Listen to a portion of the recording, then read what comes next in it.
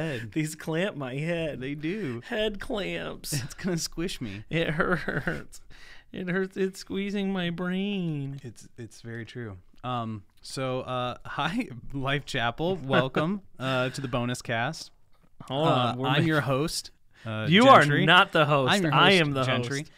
No, Grant is the host. If you don't know, I am Grant's brother, Gentry. I'm the middleest brother. The not host. I'm the middleest brother of our family. You are the middleest. There's no one more middle than you. No. That really is kind of true, though. You are the middleiest person. You are the middle. Like we exhibit. You know, though, that's the thing about our family is like the whole like birth order thing. I feel like we've always just been like a case study. Yeah. For birth order. Like I have all the attributes of firstborns. You have all the attributes of middleborns. Although you're not like you're not very like quiet. I feel like typically people say like middle children are quiet. I think it's that I am the quietest of our family. Yes, and that would be true. That's the thing is I tell people that I'm the quiet one of my family, and they're like, you're insane. There's no way. Because like if I get in the right group, if I'm not like around you, or like like I'm the loudest one. Yeah. But everybody else, there's no way you're the quietest one in my family. And I'm like, I told that to Sierra, and then Sierra sat at our dinner table. All of my friends, whoever had dinner with us, was just like in shock afterwards. Yeah, I remember. Like, I remember bringing friends around for family meals, and it's absurd to other people. Like it's very jarring. Yeah, it's also I feel like it's funny where all of my friends were shocked at how loud and yet how like nice we were to each other, because they were like, our family is quiet and we dislike each other. and I was like, I am convinced though that's why we like each other, because everything just goes on the table. Like I feel like most families have this sort of, there's no room for harboring anything. Yeah, I feel like most families have this quiet, just like these things that grow. It's kind of like I was talking about on Sunday in the sermon, like you get an idea of what somebody feels in your head because you're misreading their tone or something, and the longer you're separated from that person, the longer that stuff doesn't come out on the table, right, it just festers and it grows and it and it gets bigger. Oh, Natalie says hi cuz and hi cuz. Hey Nat, we are also praying for you guys. I heard Uncle Steve is having a tough time right now. Sorry, I'm having a direct conversation with somebody in the chat on the podcast. But prayers for our Uncle Steve. And this church knows Uncle Steve and your family, and we love you guys, and we're praying for you. So, but yeah, I feel like, and actually, they're in on this too. I feel like our extended family too. We're just very loud people, and I'm trying to think. Almost all of us. Yeah. Mom's family is not. Mom's family's not. They're the opposite. They're not super loud. They're not loud at all. Well, I'm thinking of like Sherilyn and Jared. Like they're pretty energetic. Yeah, that's true. That's true. But generally speaking, her side of the family is a bit quieter. Yeah. Dad's side of the family is wild. But dad's side of the family, we got all the wild. Has the Greek. Yeah. And that's what you get. I guess so. Do you know the Greeks and the Italians have a word for each other that kind of means like brother from another country? Really? Yeah. That's funny. I guess it makes sense because they've fought throughout history. But they also share so much. Yeah. Common heritage and ancestry. Yeah, that's interesting. Constantly conquering each other. That feels like brothers. Yeah. Is that the Greeks and the Italians? Yeah, Greeks and the Italians. It's Rome and Italy. Right. Or not Rome and Italy. Rome and Greece, Yeah. So, which is funny because, like, if you think about, like, it was Greece, which is a nation, and then the Romans conquered everything. Right. Not the Italians. Was Rome a thing before Italy was a thing? Yes. I'm almost certain. Man, we're going to look really dumb if somebody is really sharp on the history and they're like, absolutely not. This is a travesty. You guys look like fools. Yeah. Well, we are. Well, it's fine. Like when people say the Himalayas are in Canada, like there are some people. Who said that? What a specific There's a type miss. There's a type of smart person that they don't understand geography. They and I find this specifically with math people. many times, and this is not always true, many times I feel like math people are particularly bad at history and geography. They're not spatially oriented or something? Or time oriented. Apparently, they're living only in the present number. In theoretical. Yeah.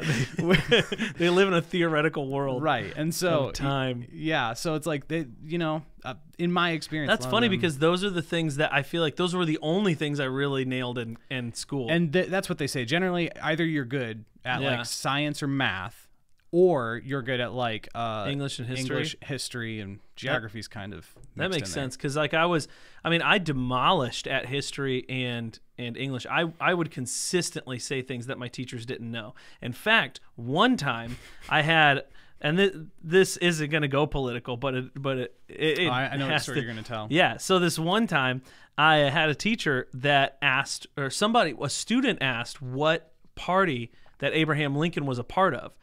And she was like, "Does anybody know?" And I was like, "Well," or she was like, "He was a Democrat." And I was like, this was 8th grade, and so the first book I ever read was an Abraham Lincoln biography. It's a little orange book. Yeah, and I wish I could find it. I don't think think it's anywhere. I've been looking for it for a long time, but then I've read several since then. Even in 8th grade, he's like my favorite president and my hero and stuff like that. So I was like, "No, ma'am. Actually, he was part of the Whigs, which then morphed into the Republican Party." And she was like, "No, Grant, that didn't happen." And I was like, oh. I'm pretty sure. I feel like it should have thrown her off how specific my thing was. The Whigs? How would you know about the Whigs? Right, like it should have given her pause. Like this guy has a very specific answer, and so she told me I was wrong in front of the whole class. And then she came back the next Monday and said, "And Grant, I would like to apologize to you. You were right about Abraham Lincoln." That is a level of humility that even if you know that you wouldn't agree with her now about whatever stuff, like that, you got to express that's a level of humility to come back and say in front of everybody, "I was wrong and you were right." Yeah, but I think it was like after it all blew over, nobody even remembered what she was saying. She was so wrong it wasn't and right satisfying about. for you. No, Well, that's it wasn't, because everyone in that class is not going to remember that I was right. They're only going to remember the lesson that was taught. Well, because if she would have apologized and then published a rebuttal, like or a recanting statement, had said, "Actually, I would like to teach you the correct history of Abraham Lincoln," that would have been something for me. Okay. Yeah. But she didn't. She just went, "I was wrong," and moved on. It's like, no, reteach it. This is all on you. Reteach it. This is all on you. I would like to say, though, that as a training teacher, I have already lost much trust for every student I'm about to come in contact with for the next 30 years.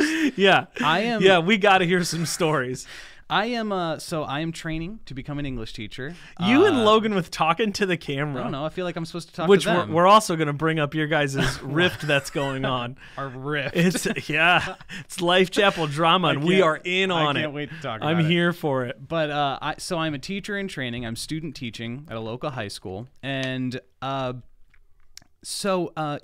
get what we're going over. We're in British. We're in British literature. It's 12th grade. This is stuff that probably most adults just don't know unless you took a British literature class. But we're talking about Beowulf. So these are seniors? Seniors in high school. Oh my gosh, that's about to make things so much worse. I didn't know that. Seniors in high school. They are 17 and 18. So, we went over Beowulf. If you don't know Beowulf, it's fine. It is a difficult read for sure. It's about a hero, Beowulf. He kills Grendel. He kills Grendel's mother, and he kills a dragon, and then he dies. Ruin the whole book for you. Comedy. Yep. Yeah, it was a comedy. But so then I said, I wanted to make a fun assignment. So I said, assign a song. First describe Beowulf and Grendel in 5 adjectives apiece, and then assign a song to each of them and explain why. So an adjective for people who don't know. Adjective is a descriptor word. So like the man was angry. Yeah. Well, actually angry might be a noun right there. I don't know. We get it. He was a round man. Yeah. Whatever. Yeah. He was a frustrated individual. I'm describing me in this circumstance because being both round and frustrated. As the kids turned in their 5 adjectives for Grendel, I got a lot of weird answers. I got sheet metal, which sheet metal is not mentioned in the first English written book. red-blooded, which I found interesting because it doesn't mention his blood at all, really. Intact. But would it work? Like, presumably his blood was are red. the most I give so much lax. Like, I'm so like, you know what? Sheet If metal. you can explain to me why you think he's sheet metal, I don't care, man. Like, sure, if you honestly like think that and you can That's explain it, if unbelievable. you can justify it, I'll allow it. But then one of them was intact. Now, intact is one of the worst words you could use because Grendel was both beheaded and had his arm torn off. So I would say intact is a poor word. He was It's a random word to choose. very random. And also wrong. And then like, the last funny one I got was nameless. And I've already told Grant this story before, so you it's know. still as funny he- as it was. But yeah, they said that an adjective to describe Grendel was nameless. And I said in my report back, I said his name is Grendel. And like, I don't know how, you know, like as a teacher, it's my job to make sure this student knows information. And if we can't get on that same page, I'm really, Sorry, that gets me every time. I'm so He was nervous nameless. about my ability to teach. And all you can say is, well, his name was Grendel. Yeah. Oh man. So, but then I thought about it and I was like, so then I went into another tab and I looked up adjectives for Grendel. Like just Googled Just it. Googled it, and there was a website just spouting off 1,000 random words that did not describe Grendel. And so I said, okay, well, I know at least. What was this website though? Like, It was that's- just a random, like that's what I want to get to the core of. Like, who is misleading these children? you know, probably and an English also- teacher. If you use Just these, for the kicks of other English teachers. if you use these words, he knows you just cheated. That's true. You know. That's true. Gosh, man, because like even copy and pasting, to think of 5 adjectives would just be as easy. I brought this up to one of my instructors, Yeah. and he is a very, you know, I don't know exactly how to describe him. He's a very like new agey individual, you know, very like I don't want to say hippy dippy, but you Yeah. know what I mean. Like he's very like Hippy go with the dippy. flow, yeah. Yeah. And he's like, well, it's easier for you not to Google it, and I was like, what? And he's like, well, you know words that would describe Grendel. They don't know words to describe Grendel. So they Google it. And I was like, and Oh my I get his point where it's like, if I you don't don't. have, you know, I don't know. I feel like that is just that to me is like like the low expectations of that is mean. Like to say like these kids don't know words. Well, Like they don't know the words to describe Grendel, so they search it. He also made another point where it's like it's the kids of the future generation, where even me growing up, I didn't have access to the internet, not really, until I was like in middle school. Yeah. You know, like But I feel before like- that it was dial up. I still feel like there are kids who think. Oh, for Like, sure. I'm you know not what I saying mean? Like kids don't think. I think Yeah, I'm not saying thinking that. versus like, you know, like Tay said, Gentry, he was made out of metal. Get used to it. he wasn't made out of metal. Yeah, it's just like I mean I think it's impatience. I think it's a lack of. I don't think it's anything that guy said. I just would like to talk to him. I don't think. Can that I have we- a conversation no, with him, gosh, please? No, I just please, really need to have a conversation Anyways, with that guy. But then, But sorry, I just feel like low expectations is an insult at some point. Like I do get what you're saying. at some point, you should look at those kids and say, "I believe in you more than this."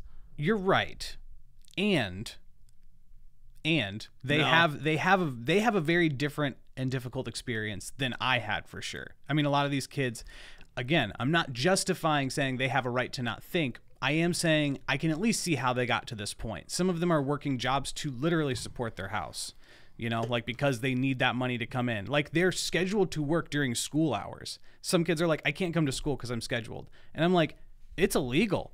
Like Burger King's, it's not allowed that they schedule you during Yeah. school hours while you're enrolled in high school. And they're like, I don't know what to do because I'll get fired if I say no. And I'm like, man, like I don't know what to tell you. Like I don't have answers for a lot of this stuff, you know. But so I'm like not even a first year teacher. I'm a teacher in training, so I'm figuring out where my grace lines are versus where my let's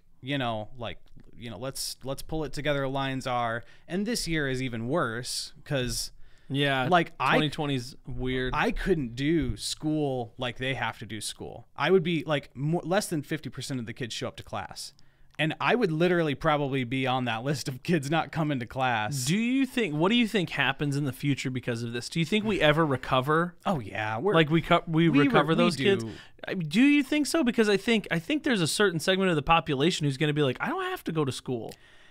Honestly, or do you think the law will just make them go to school? No, I don't think the law will do anything. It's like it's just this with the situation as it is. I think that there's definitely going to be some pain that a lot of these kids are going to have to go through that maybe they wouldn't have otherwise. But I also think that it's not going to be irrecoverable pain, in my opinion. I just imagine you can get your GED. You can there's other ways to access that lowest level of education if things go terribly wrong. Right. Right. I just imagine because the whole idea of everyone goes through a public school system is so brand new. I mean, as far as the history of the world. There was a TikTok about that recently.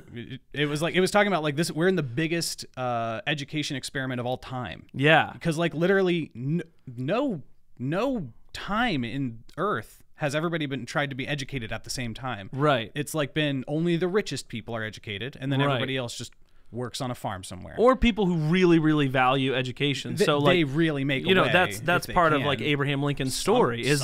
Abraham Lincoln was so desperate. Well, that's part of a lot of those kids' story is and actually some of the biographies about Abraham Lincoln talk about his peers making different choices and how odd he was for his age and for where he was. And even then, that's only probably the past couple hundred years. I mean, 1,000 years ago, didn't matter how much you wanted to be educated. Yeah. Well, I feel 1,000 years ago, though, is a whole 1,000 years world. ago is when Chaucer was, which is what we're reading, where they would there were knights and friars and nuns, and they would ride their horses to different towns to visit the shrine of Thomas Becket. Wow. What a story. I'm just that's what we're reading right now. I was enthralled. The Canterbury Tales. Wow, he's great. I don't even like Chaucer, Grant. Okay, so I'm not going to defend him here. That's fine. I think he's boring. We're not going to talk about him on the podcast. Yeah. Yeah, that's crazy, man. But yeah, I do wonder though if it wouldn't be all too easy just to slide back into that time, like you're saying, some of these kids are working, and I'm sure they're taking more hours. Is there going to be in the next few years, especially depending on how the United States responds to this moving forward, if this goes on, because some people are arguing for another year of this, I think that. So there's this is a big issue to unpack that we are not going to make any progress on tonight. But I think what do you think a podcast is? Yeah.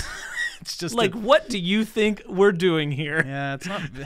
Just think about how can we fix it? We just talk about stuff. Yeah, I guess that's all we do. But yeah, I think that again, like I said, we have a cousin who got his GED. I don't remember why I don't remember his circumstance. I think he actually got a job or something. I don't remember. But yeah. So it's that way is made for these kinds of circumstances. For if you just had a crazy circumstance, it's totally possible that you can still. But I wonder if it shouldn't require a crazy circumstance. Sometimes I wonder if. Well, what do you do for this situation though when everybody's in this crazy? Yeah, for sure. But I wonder. I guess I'm saying moving forward, I do wonder if even for myself, I feel sometimes I would have been better off leaving at freshman year and getting a job and having experiences. I think the problem. I mean.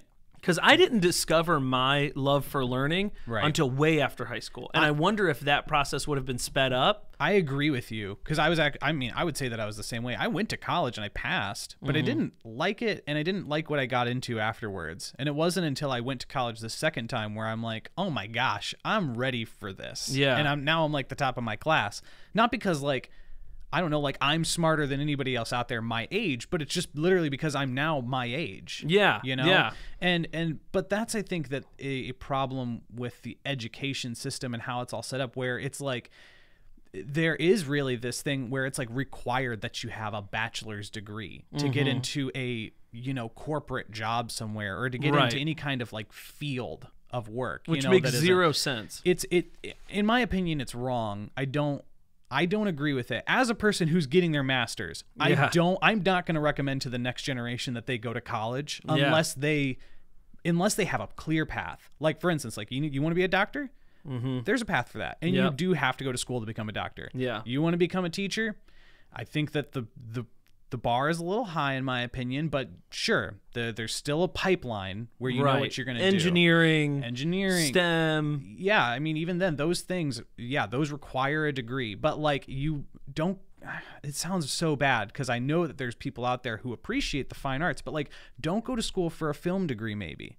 Yeah, don't unless you're gonna risk it all. Unless you're gonna risk it all, and that's gonna be your thing. But don't just be like, I don't know what to do, so I got a fine arts degree, and I hope that that's gonna help me. Yeah, it probably won't. That sounds, and that's the thing is, the problem is not the individuals, getting these degrees and not knowing what to do with them. The problem is the system is saying that requires a degree. It's required any degree for no reason. You know, it's like I have worked at several jobs that required a degree, and they didn't require a degree. Yeah, right. Like, it required 2 weeks of on-the-job training. Yeah. And then I was able to be fine. And, a lot of times I think it's to weed out people that they don't want, which even then it's like, what kind of, I don't know.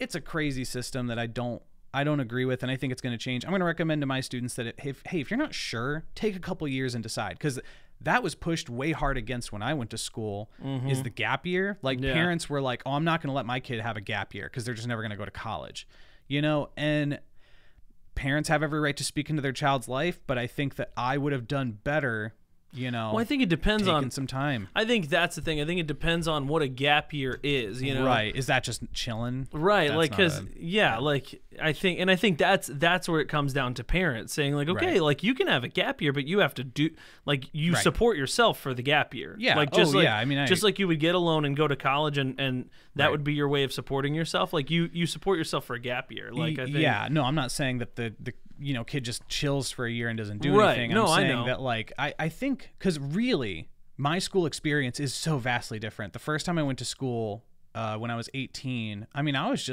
knucklehead, like, I mean, I still passed. I passed with C's and B's and a couple A's probably, but like, I didn't know why I was there. I didn't know what I was doing. I was interested in some of my courses. I enjoyed school in some aspects, but I came out of there going, why did I do this? I didn't get anything out of this. Right. Like, coming back to school the second time, I literally feel like I was on fire from the very beginning. Like, I started it and I'm just like, my 24-year-old brain was so much more developed than these 18-year-old brains. Yeah.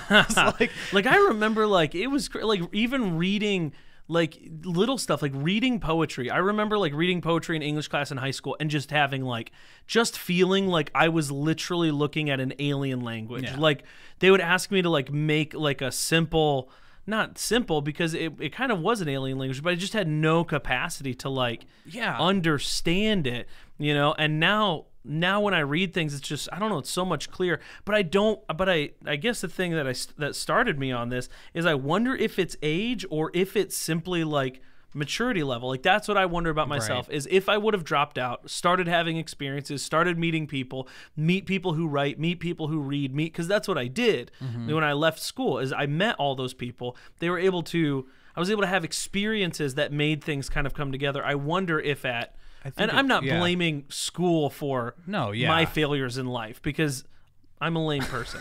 It's well, no, our whole family, and I was just saying this the other day, our whole family is non-traditional learners.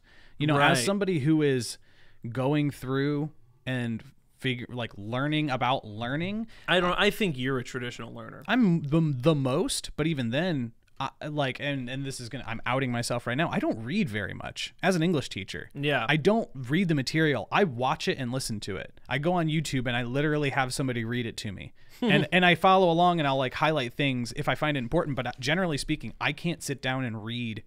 I get bored very quickly and I hate it and I walk away. Now that could just be modern times, but I don't know. I think sometimes, again, I think that's your experience. Like, I mean, I did not read until after I broke my leg, and after I broke my leg, something something clicked, and I read, like Right. 15 books that summer. So it's like, And yeah, but and there you go. That's probably part of it too. But I was gonna say, back to kind of why I think school works for me now and it didn't back then. I think, like you were saying, part of it's experience, but a big part for me is also purpose. Knowing I have a goal like made me want to get A's. right. Because I never wanted to get A's before because I didn't care, because it didn't matter. And that was the truth. Like, I didn't want to get A's because I didn't know. I mean, I knew I was going to get a graphic design degree, but it's like I didn't know what I was going to do with that. I chose graphic design because I like drawing, kind of. Yeah. And so I was like, and that's the honest truth. I was like, I kind of like drawing.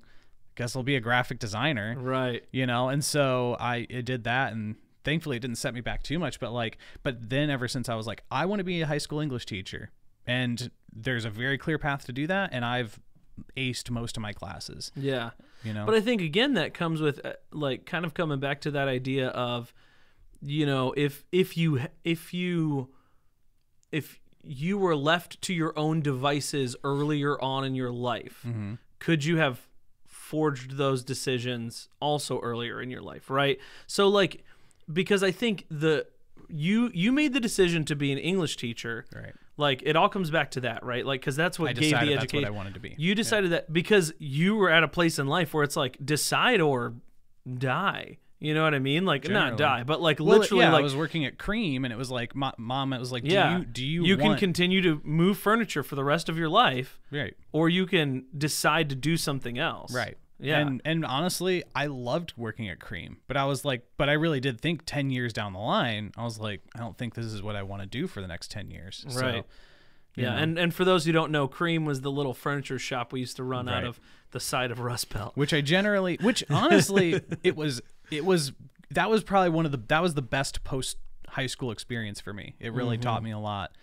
But honestly, I don't know if I wouldn't have had the system set up for me with a very clear path. I don't know if I ever would have come to the conclusion of being an English teacher on my own, because I'm not passionate about English. Right. I'm passionate about teaching. Yeah. And teaching young people. And so being an English teacher is just an avenue to get there. But, I think that's kind of too amorphous, at least for my brain. I would have never put the pieces together. Right. That I like communicating. Yeah. Well, and I think even then, I mean, not to downplay your thing that you're doing, but like, this is a decision you had to make because you had to make a decision. Right. Right. And so it's not like, even now, I imagine just from talking to you and knowing you that you still wouldn't be like, oh yeah, if I could do anything in the world, like literally if anything would just come to me right now, I would be an English teacher, Man, that question though, man, this is so tangential. I know that this is what the podcast is, but I just feel like we're getting so far off. That's fine. But that is, I feel like, one of the hardest things that high schoolers come to terms with. Right. Is because that question ruined me for a long time, because we tell high schoolers, you can do anything. What do you want to do? Yeah. And we need to stop telling people. We need to tell people, you need to support yourself. What can you do right now? What do you have the skills to do at this moment? I'm not that far. I think so. I'm with you in the sense of that's factual reality, but I think that the scope either being, it's like, what job opportunities are in your area at this very moment, versus you can do anything that you want. What do you want to do? Sorry, Dad is giving us like the things we should say. So he at one point says purpose ! And then he says passionate about teaching young people. Find your passion. So he wants us to hit those like takeaways. So okay, we'll hit those takeaways. Right. You got to find purpose. Got to find your passion. Well, purpose, passion. What's the third P? I think placement. I think honestly, and this is the thing. I think young people should be more fluid, where they don't just sit in one spot and do one thing for 30 years. Because that did happen to a whole generation of people, where like they got a job right out of high school at the factory. They worked also at the factory. All generations of people. Sure, we're in a different time than most times. I think you can agree. Things are a little different now than they now. Have You're before. Getting a little hippy dippy. I know, on me. right? I'm crazy, but no. But here's my idea. Because what I don't think we should do is say, okay, high schooler, you can do anything you want to do. What do you want to do? Right. Bad, Horrible choice. Literally, there's psychological studies where if you give people 15 choices of peanut butter, they're inundated with choice and they just leave, not buy any peanut butter. Yeah. We know that this works. Schmuckers. I will always buy Schmuckers Well, because I've pre-decided. You have that shortcut in your brain. But anyways, but what we think, or our intuition is that Sometimes I buy Skippy. Sorry. inspiration drives motivation, but that is not true. Action drives motivation. Ooh. Action makes inspiration. Come on, somebody put it in the chat. So, and it's true. We have convinced ourselves that our instincts are right. And it's the biggest lie that humanity is facing because we're all stuck in ourselves most of the time. And so we think our instinct is that I should sit down and chill and relax after work because I'm tired. Yeah. Your instincts are wrong. You should be active. I'm wrong most of the time, by the way. I usually chill and sit down, but my instinct is wrong. Your instinct is never, if you're like I was and 70 pounds overweight, your instinct is not to work out. Your instinct is to relax and to chill and to not move. Your instinct is wrong. If you're a high schooler and you're like, what do you want to do? Your instinct is like, I don't know. YouTuber, musician. Right. Sports star. I see these people. That's it. what's important to me. That's what I should do, right? Well, your instinct isn't necessarily true. But I think that young people should be exposed to, in our modern society, we have the luxury where you don't have to do something that you hate for 40, 50 years, probably, thankfully. Yeah. But, do multiple things, try multiple things while being, while being able to support yourself, while being, a responsible citizen, a responsible individual. Try multiple things and figure out what you don't hate. And then once you get into that spot, figure out, start with, I don't hate this. I can do this and not hate this. What do you not hate about it? See, I come at it from the opposite direction. I feel almost like people have to do something, and this is my suggestion to people who have worked under me. They have to do something they hate to decide what they could tolerate. See, to me, that's the big question. Is not how much can you tolerate? Yeah, like what could you tolerate doing for the next 10 years, right? Because I think, so like with Cream, you have fond memories looking back, but I was there with you. Yeah. There were attributes of that job that you hated and you just did not want to do it again. And I get it. I've moved. To be honest, most of those involved Mom. Yeah, I was just about to say, I've moved furniture for Mom, and I also moving furniture, fine. Painting furniture, fine. Driving to pick up furniture, fine. Asking Mom to sit at the store for 10 minutes. For 10 minutes, coming back and she's gone, and being like, Mom, what do you think you're doing? Like, what do you think this is? She's probably watching. She is watching. She said moving furniture. They're probably on a lag here. She'll comment here in a second. We gotta get off of this. Poor Mom.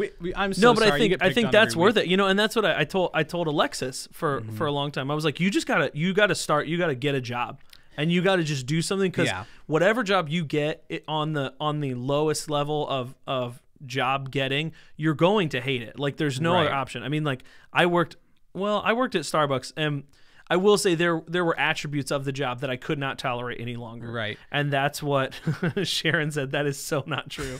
Sharon Mom. Yeah. Our mom, Sharon. I think maybe, though, that's the cure for maybe the current generation who is suffering through the mistake of telling them that they can do anything. But I think maybe for future generations, when you're exposing them to these ideas, instead of so far as you can do anything, what do you want to do? Maybe it's like, try a couple things. What do you hate? What is the least uncomfortable? Yeah. And figure out what are the aspects that you enjoy? What are the aspects you don't enjoy? Like, do some thinking and some real internal prospects on why those things are important to you. I know that we're kind of a little bit probably separate on those ideas, but yeah, I feel like I was totally with you, but I feel like I just have far less confidence in humanity. I feel like until people are driven into a corner and they just have to do something that every day they're like, I would rather do anything than this. Like that. But given the opportunity, I almost think the ideas have to be merged, right? We're creating a system. Is every day Kids have to go it. work in a chain gang. Oh. They have to go do something they hate. And you get to say, listen, if you don't decide what you want to do, you can Right. work here for the rest of your life. We will continue to employ Right, you threaten forever. them. Yeah, Yeah, exactly. there's the No, threat. it's an opportunity. This is an opportunity. If you can't decide underlying what you want to threat. do, Yeah. then you can work here forever. And we would Wow. love to have you on board You should forever. be in charge of education. That's what I feel like. That's what I feel like. You know, it's so interesting taking my education psychology class, you know, just how much psychology plays Baloney they talk about. No, for real. Education psychologists have a lot of great points that I've never seen instituted in any classroom I've ever been in. And I'm like, Hey, Alexa said quickest cure for apathy is getting a job. That's my girl. I love that. but like I'm taking a class this semester. It's an education class where they talk about you should be allowing your students, which I agree with all of what I'm about to say. You should be allowing your students multiple forms of representation. If you're really trying to educate them, I'm going to show you multiple forms of Shakespeare.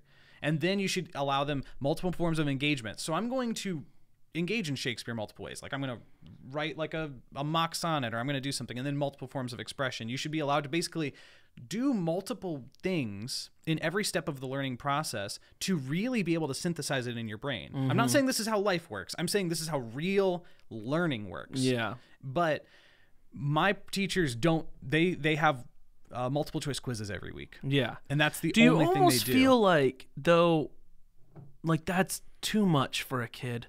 Like, I mean, what I'm saying is like they're not going to appreciate it. Then we need, You know what I mean? Like I feel like it's almost like we keep doing better for Right. young people and it feels like it only gets worse, which is why I'm sort of on the fence of like, let it collapse. Let it collapse. I think then that's a discussion of what is the point of the education system. Is it to educate them on multiple forms of learning and culture to show an individual what's out there, what is available to you to learn in this world, or is it to prepare you for what will most likely be your life? Right. So Which is sad. Well, no, I mean, like, because most likely your life is not going to be spent dipping into multiple forms of learning and Right, modes and right. having to figure out new things. Most likely your life is going to be working in a few different positions and having to apply some of those skills. You know, like those skills are valuable. And but it's, again, I think this comes back to, this is the biggest experiment of education of all time, because I think that there is value in teaching people how they can learn properly and how they can educate properly, because the truth is we didn't get educated in an optimal way. Neither did our parents or our grandparents. But I think we can do better, and I think there's value in I think there's value in doing better for the future. So you're a politician now. I mean, I don't know, honestly. That was his commencement speech. Everyone. I feel like the Lord may call me to be a politician because I hate politics so much. Okay. He's going to be like, you know what? You should be governor because I know you hate politics. and like Moses, I'm going to be like, God, I'm not a politician. I'm not a governor. And he's going to be Yeah. like, I'm sorry, man. You are, you know? I've been being told on multiple fronts that I should be a politician. And I feel like that is the worst choice I could make. Don't. Not because I don't want to be, but because I do. Like, not because I don't want the power, but because I love it. I don't want to tell you Yeah. that you shouldn't be a politician. Why? I don't know. I feel like it would hurt you. Oh, it doesn't hurt me. Don't be a I politician. don't feel like I shouldn't be. I don't feel like I should be a politician. I feel like it would draw out all the worst things about myself. Like all the things I'm already aware are like, this is. I think I agree with that. I mean, everything about me is good, but like on a scale of like. See, I think the politician thing would be the biggest fire under me that could probably be under me in my life. Okay. And I don't want that. That's interesting. I wonder what my reverse of that situation would be. Yours is to calm down. Yeah. Yeah. And it's Probably just, it's a fight pastor. that. Probably it's exactly what I'm doing. Like it's a pastor. Like now I have to just like calm down and deal with people where they are. Be a nice, be a love nice people shepherd, through yeah. everything. Yeah, that does. It literally plays against all of my all of my really sharp edges, I guess I would say, like all Right. of the really sharp things about my personality that it's like, this is You're definitely all who edges. I am. You're an urchin. That's true. That's You're true. like a spike ball. Yeah. I am an urchin of a Yeah. person. That is absolutely correct. Versus I am a Play-Doh. There is no sharp part. I don't think that's true. I'm hard Play-Doh. I feel like, yeah, you're hardened Play-Doh. I'm old left out Play-Doh. Yeah, I feel like though, if you're thinking of sharp things in terms of like very pointed parts of or like very clear attributes of a personality, right? Like I feel like Honestly, I'm thinking of like puncturable. no, Like, yeah. okay. No, I'm thinking like my sharp parts are like things that like your personality is so like, oh, that's your personality, right? So like for me, it would obviously be like argumentation. It would be debate. I just said the same thing twice, but I wanted to drive it home. Yep. It would be. I actually thought about that for a second. Yeah. I said, okay, Yeah, let it go. It would be certain things where like my I feel like certain things about your personality are very clear. Right. Like they may feel softer. I don't even know. That's the thing, is the things that I think I know about myself, I'm like, No, I would attribute you as like an easygoing person. I feel like Right. that fits. I feel like that's very clear. Anybody who met you would be like, generally speaking. yeah, you're an easygoing person. Yeah. I feel like, well, nobody lives like perfectly Right, to exactly. the rule. And that's the thing, is because I want to so perfectly box everything, I can't box anything because nothing perfectly fits into any box. That's true. Now I never recognized like until the Enneagram situation, I did not recognize some things in your personality because you're like a 1, Yes. right? So you're like Hitler is a 1. Thank you so much for that. That is exactly what we need for my future politician. I just wanted to bring this in here. So you're already thinking like they're gonna find this video. I'm gonna be canceled. They're gonna use this 50 against years me from now. Yeah. Yeah. No, but like you have this thing that I didn't recognize, that you want Order. things. Yeah, you Order want is important. order is very important, which I never like. Life must have been so hard for you. I am traumatized I by our believe it. life experience because we have probably the least orderly existence. I don't know about that. We are. There are like we artsy are a people who live in the desert. We are a step away from vagabonds, and that's not. We are one side step away, like from vagabonds. I don't think so. Yeah. Yeah, but we did not have a very, very orderly. Like I think about that, even like raising out. Like, and what's interesting is that none of us. I don't know. There was something there though that where as much order wasn't required because none of us did a lot. So like for instance, I never remember having a bedtime. Like I never remember. Like I remember a general like it's dark out, or like I remember like particular we had to be situations in at where it's like certain go to bed. Yeah, we had to be but like people have like Right. people. I knew know. people in high I school. think we know that same person. Yeah, yeah. Who was like, my bedtime is at 9, you know? And Yeah. it's like, what do you mean your bedtime? Her house Like, was different, though. Yeah. I like her. Yeah. Her household was different. But I than think there's a most lot of households. people that have that level of order in their Yeah. household, like especially among high functioning, like successful type Maybe. families. There's a lot, though, that I don't know. There's Yeah. a lot that have none. I Yeah, was just that's talking true. to a couple people this week, and they were saying like they had no rules growing up. Which is crazy. But for us, I don't remember the rules, but I remember not breaking them. Like that's what I remember our childhood being like. Like I don't remember what the rules were exactly, but I remember like I didn't To be fair, Grant, transgress I'm them. not being sarcastic when I say you probably weren't listening to any rules that were spoken to you. That is not me just making a sarcastic remark. I'm saying not true. it was probably spoken to you, and you probably went, "I'm not listening to the man right now." I don't. Well, maybe it might be true. I wasn't very rebellious growing up, though. I hit a really weird space. You probably remember me being rebellious because I hit a really weird space was when I more was angry than 13. rebellious. I got very angry more at 13, angry. and I was very angry, and I don't know why. I still don't even know why, but like It's the inside out, when the memories go gray and stuff, and like maybe you lose yourself. it was probably just hormones. It was probably just that's what purely happened in hormones. Inside Out. Yeah. See, me, I didn't. generally speaking, I mean, I did bad stuff for sure, but I didn't have a rebellious phase because most of my hobbies were very chill. And if they told me to go to my room, that's where I wanted to be anyways. Go to your room. Joke's on you. Thank you. That's exactly where I want to be right now. I hated being here anyway. I kind of lived in a mindset of like, which it's so crazy, but I kind of lived in a mindset of like, if I require very little, nothing can be taken from me. Oh my God.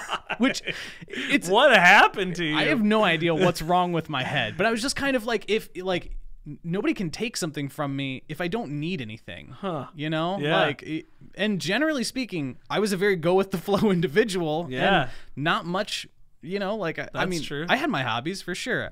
Our house, this was not brought on by my parents, by the way. Yeah, no, This we was were just all- really weird kids. we were really well, because weird. like I would say my relation to that, which again has nothing to do with anything our parents did, No, is they I were was great. like I was super concerned with death.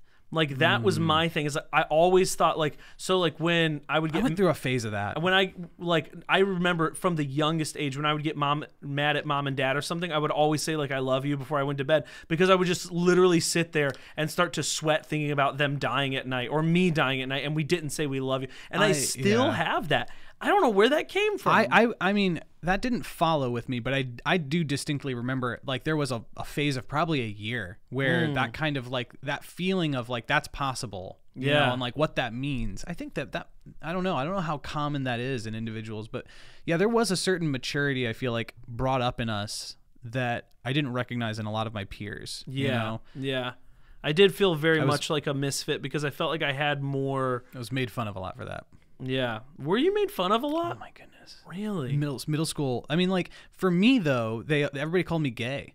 Yeah. Everybody called me gay all the time. I remember being called gay constantly, but like I guess it never registered as being made fun of. But I guess I was being made fun of to some degree. Yeah, I was called gay constantly, but like I don't ever remember like I guess looking back, like it never logged that I was ever made fun of. Well, now look at where they are. They're canceled. Yeah, right. canceled. Yeah, can't even say that anymore, dummies. We didn't even get to like any of. I feel bad. We didn't touch anything, and we're 45 minutes in. I just looked at the clock. Should we touch on something we were supposed to touch on tonight? Yeah. Okay. Grant and I feel like we generally don't talk about like a lot of our opinions on things. Unless we're in front of the podcast microphone. So I feel like this is kind of our catching up where I guess it is. We kind of like hit a lot of big conversations. I feel like the podcast situation forces us to share in a way that is not going to end in silence. That's true. Because I think it's funny because I never really fought with Grayson because we're 10 years apart. Yeah. Me and you fought a lot. I fought with growing both up. of you guys. Yeah, that's true. Like we fought a ton. I fought with both of you guys, unfortunately, on a younger brother level, because Grayson also functioned as an older brother. He did. At one point, I went into his room, and because I would always just go into his room. There's this whole meme on TikTok right now where it's like, "Are you the sibling in the room? Or are you the sibling who just stands at the door and just like watches the other one?" That's funny. And I was always the sibling. I would go into his room, and like eventually he was like, "You are so annoying. Stop coming into my room." And I was like, "Oh, okay." You're like 4 years older than him. Oh, that's so I was like sad. 19. He was like 15. You are so annoying. I was like, "Oh, that's cool, man." That's whatever. funny. I don't ever remember anybody coming into my room. But anyways, but you were saying you were going to another place, and I kind of interrupted you. You were like, no, I don't think I was. As your older brother, I don't remember, but yeah, we fought a lot. we did fight a lot. Like we fought. I think The we fought. having the conversations over the podcast versus Yeah. growing up. Your aggression. I literally just in the past 3 years have been able to. Sorry, Dad said, Grant, respond to the allegation that you lied about bedtime. Oh, I guess this is Grayson speaking through Dad because Grayson doesn't have a Facebook because he's 20 or whatever, and they don't have Facebooks. That's funny. I did not have a bedtime. I don't remember I remember like I remember getting in trouble because I was up really late. Yes, I remember there were nights where it was like you passed your bedtime, but I was like, when was it? I feel like mine was 11. I feel like I think I remember it was like in bed by 10:30 or in bed by 11. Like that was. I don't remember like a hard fast rule. I remember something like that, but it's not like I had to be asleep at that point. It was just like you have to be in bed at this time. Well, that kind of what I was saying with that is like I don't ever remember ever very often at least staying up past what would be my bedtime. You know what I mean? Like I mean I guess I stayed up till like midnight or something, but I don't. Dude, but I don't. I was bad. I stayed up until like 1 or 2 in the morning. Would get up at 6, go to school, and literally I would sleep through my first 3 periods of every day. Science, I don't remember the second one, and French. Jeez. And see, I couldn't do that because my first one was always band, so we were marching. Oh man. So that would have been bad. But I would come home. Isn't school crazy? I would come home from school every day and sleep till dinner. I would literally get home first thing. I would get in bed and I would go to sleep, and then in the winter, it would literally just be dark when I woke up. Mm-hmm. And then I would do the same. I guess I would stay up pretty late. Yeah. But I don't know. Yeah. So. But at least hitting on one of the topics that we have tonight. Yeah. What's the topic? Logan and I don't have any beef. Yes, you do. Now that's not what he said. The joke is that I have kind of like, generally speaking, in the church, with most of my relationships in life, I've taken a younger sibling role where I'm just like, okay, whatever, you can pick on me, I don't care. So you're with Logan, I kind of meet him as like a peer where I'm like, Logan, you're dumb. Yeah, get him. You think he's dumb? So you heard it here tonight, I don't think guys. He's actually dumb. This is a feud. I love picking on Logan because Logan's the only person who I feel like will at least humor me to take me seriously. Where I feel like generally most people are like, oh, you're so funny. You're so silly. And Logan's like, Gentry, if you mess with me one more time. Yeah. What is that, man? There's actually Jordan Peterson did a whole talk about how important like ribbing or razzing or whatever you want to call it is, how important it is for males in society. And how you have to be able to take it and dish it in order to with what's funny is with Logan, I was very intimidated by Logan because I felt like he was like the successful version of me. Because when we first met, I mean, Logan's a good-looking guy. He's been thin. I've always been a little bit heavier. And then he also got right out of design school and got a job at Hart. And so we're like the same age, and he's working at this high-end design firm. And you're working thirds. I was working thirds at Custom Deco, which was the worst situation of my life. And I was like, but I mean, obviously I still liked him, but there was a sense of kind of like intimidation. Yeah. But then I was just like, you know what? I'm not going to be intimidated by this guy, by this schmuck. This guy's a schmuck. Then you got to know him, and you're like, this guy's a nothing. No, I love Logan. No, he doesn't. No, he doesn't. You heard it here. Yeah. He thinks you're a loser, Logan. I hope you're listening. I honestly want to be best friends with Logan, but I don't. Gentry, you're making this so boring. Aw. Stop. My life, just I can't feud. handle. I don't want to be in conflict. Give us a feud. I love being in conflict. That is the most obvious thing you've ever said. I feel very unnatural when I'm not in conflict. I feel like, though, I mean, I'm serious when I say, like friction makes things sharper. I feel like I'm constantly getting sharper because of the conflict. Like, I feel like I'm constantly becoming better. It depends, I think. Surprise, it's not a hold fast rule all the time. I think it depends on nuance. I know, right? I think it depends on the individual, and it depends on how long or how often. Because if you would have put me in a conflict situation my whole life, I would have been ground down into I would have never gotten anywhere because I just would have been so shaken by the world. That's true. But you, for instance, if you maintain conflict for the rest of your life, I don't foresee that being a sharpening tool. Eventually, it's just going to make everything too hot to where everybody's like, I can't handle this. That's not a good thing. But I'm saying it's a good metaphor, though. Right. Because friction is creating heat. Right, exactly. And there's so much heat, it's going to be to the point of where it's like, this is uncomfortable for everybody. Like, nobody can stand to be around this. Okay. So I think that there are limiting factors, but I agree. A person can't go through life frictionless. They will just end up being dull. Yeah. Dull mentally, dull spiritually, dull physically. Yeah, and that's true. I think finding a way to, and I think what I've done later in life, or later in life, more recently, is I found a way to be in conflict internally. That's not coming out the way I want it, but like to have discussions in my own mind where I can work that out, and I can like I'm able to give really good. That's really funny, because I feel like mine is the exact opposite problem. All of my conflict has been internal, and it can become really stressful. Yeah, because it's never external, you know. Yeah, yeah. So it's funny how that complete opposite thing, we need the opposite, you know. It's true, effect. man. There are never, I like the three Perry boys. Like, I just do not understand. Like, there have never been more different brothers, I don't think, ever in history. Honestly, though, we don't look like brothers. We don't, but we all clearly come from the same It's parents. all shockingly, though, I think, psychological difference. You know, because it's like, in a sense, because it's like, what would really be opposite if we had like another brother who loved sports? But true. None of us really love sports. That's true.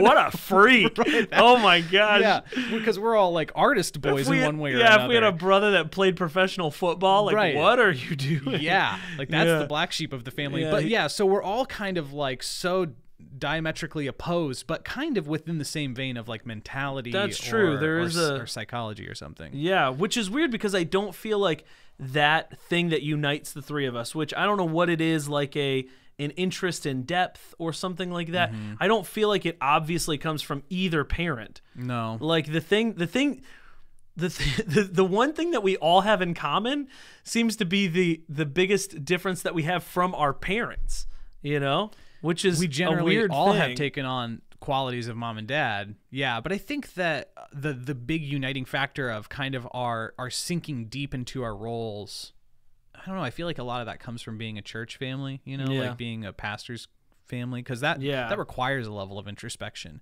You either introspect and do some metacognition, or metacognition. Right. Big old English teacher up in here trying to make us all feel stupid. Metacognition is thinking about thinking. So either you have to do some real thinking. Sierra said, "I'm the sports brother."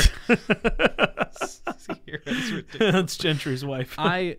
Which is funny because Sierra is also my opposite, but not in the same way that you guys are. So there's a lot of opposites going on. So many opposites. But think about, probably most people are dealing with this, but they do not do near the amount of like constant talking about it that we do. Like this is our whole shtick, I feel like, is just constant communicating, talking about personalities, talking about differences. Like, and I love it. I mean, that's the stuff I really love. I love thinking deeply about those kinds of things. I get tired of it sometimes. I know you do. But I get tired of it. It's also like what I'm doing for school. Like most of what I'm learning for school is thinking about how people learn best. Yeah, and I think if I had an outlet like that, sometimes that gets a little tiring. Yeah, I think if I had an outlet like that, and then I was also doing it like on my off time, but I think this is my outlet. That's why I like you know, video games. Yeah, because I can just like chill and like. Do you just chill in video games? Like, it depends on the game. There's different games that satisfy. Because you're kind of a weird gamer too. I am, right? Because everybody that I know that I would think like is a gamer is like a war. I don't know. I do play some Call of Duty and stuff. Game? A lot of people hit video games for the social aspect. And those people will game in the same game for decades. Me, I play games for multiple reasons. There's definitely a little goal ticker in my head that is satisfied by the completion of something. You know, like, oh, I'm going to complete this game, learn everything I can about it, meet every objective, and then that makes me feel good because so there's some kind of objective maker that I appreciate. There's also definitely like a routine sense that I appreciate, and there's another sense of kind of strategy and skill that definitely appeals to me. And I play single player almost all the time. I feel like I don't know if you appreciate this, but maybe you just showed me it because you knew I would appreciate it. But you opened me up to like sort of an aesthetic beauty and also a depth of storytelling that happens in games that is just really unbelievable. It's unlike, like, honestly, it's a medium I wish I could get into because everything pales, it feels like to me, in comparison to the stories that are being told. It's one of via the games. It's one of the most unique mediums, and it's not a passive medium. When you are reading a book, reading a book is slightly active, slightly passive, but one could argue either way. When you're watching a movie, for sure, watching TV, those are passive materials. So you sit there and you watch something happen in front of you, and then the story eventually ends. When you're playing a video game, you are taking on the role as an active participant. You're not just watching something happen. You have to do the things to make the things happen. Right. And so it is this level of engagement where, I mean, I honestly believe, and it's already starting to kind of appear, where video games are the most popular medium. It's going to continue, and I think it's, you know, it's like TV hasn't been around forever, movies haven't been around forever. That's like 100 years, and you think that those are like, oh, well, it's very normal for somebody to be into movies or TV. Yeah. But in 100 years from now, it's going to be, oh, it's very normal for people to play video games. Yeah.